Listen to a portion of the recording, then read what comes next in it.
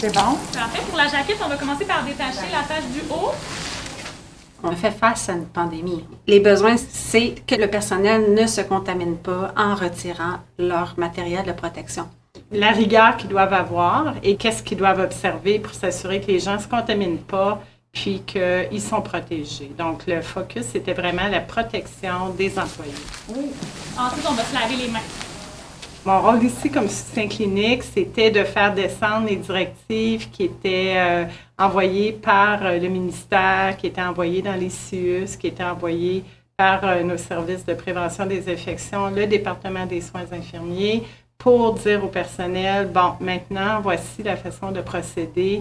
Puis il y a eu une collaboration entre la DSI et la DSM qui était vraiment très, très constructive et il y avait une compréhension mutuelle, puis tout le monde en allait dans la même direction, puis c'était très efficace. Pour aider à former les gens dans l'habillement, ceux qui étaient pour surveiller le personnel à s'habiller, comment respecter les directives, chaque étape, se laver les mains entre chaque étape. Il fallait assurer un 24/7 à toutes les stations, dans le sens où il y a quelqu'un tout le temps qui est là.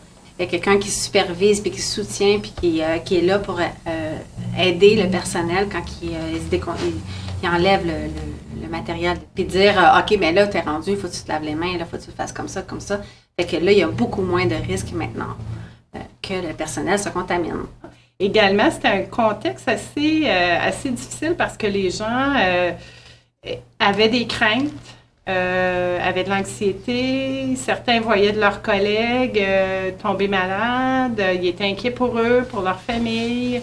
On arrivait avec des directives, donc c'est important d'avoir de l'écoute, de pouvoir répondre, de pouvoir recentrer les réponses vers les méthodes scientifiques, les évidences, parce que c'est un moment également très émotif.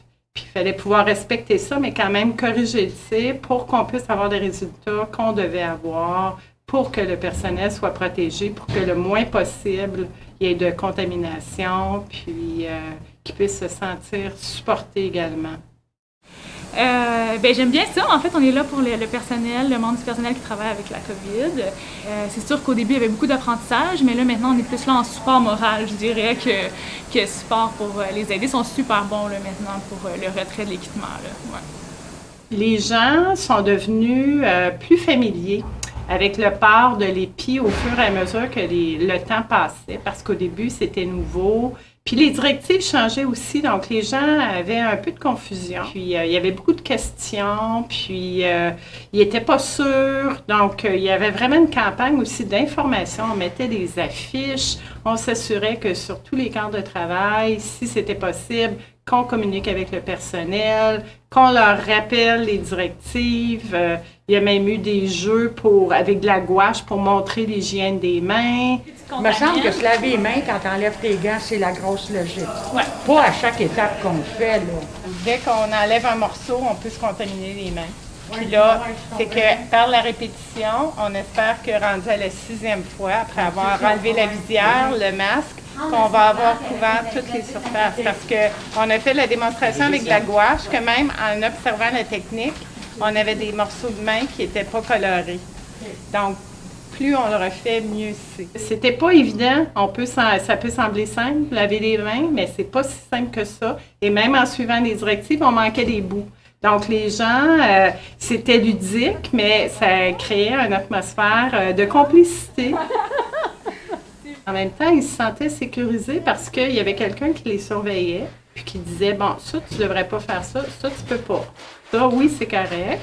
Et à tous les jours, après chaque pause, à chaque matin, à chaque après-midi, à chaque soir, il était là, puis il revoyait les visages familiers, puis à la fin, là, il savait c'est quoi ta grandeur de masque, OK, il faut que tu te fasses tester, puis après ça, il allait au déshabillage, bien, c'était la même chose. Au début, c'était comme, mais là, qu'est-ce qu'on fait? Non, il y a une voyez-vous, on va de A, B, C, D, c'est comme ça.